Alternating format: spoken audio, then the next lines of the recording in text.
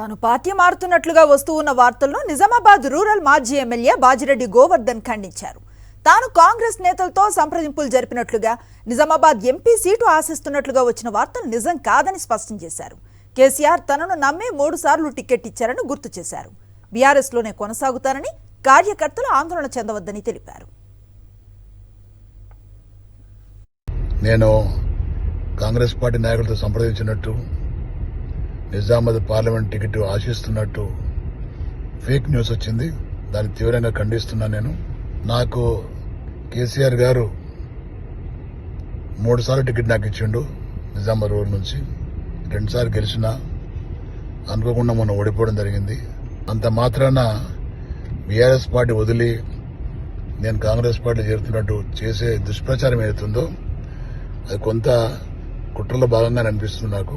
నేను గౌరవనీయులు కేసీఆర్ గారి యొక్క నాయకత్వంలో పనిచేస్తాను. నేను ఆ పార్టీ టికెట్ ఇచ్చినా ఇవ్వకుండా నేను అదే పార్టీలో ఉంటాను. నాకు ఆ పార్టీ న్యాయం చేసింది కాబట్టి తప్పకుండా దాంట్లో నేను ఉంటాను. కాబట్టి ఏదైతే ఈ ఫేక్ న్యూస్ ఏదైతే వచ్చిందో వీడియో టీవీలలో దాన్ని తీవ్రంగా ఖండిస్తున్నా.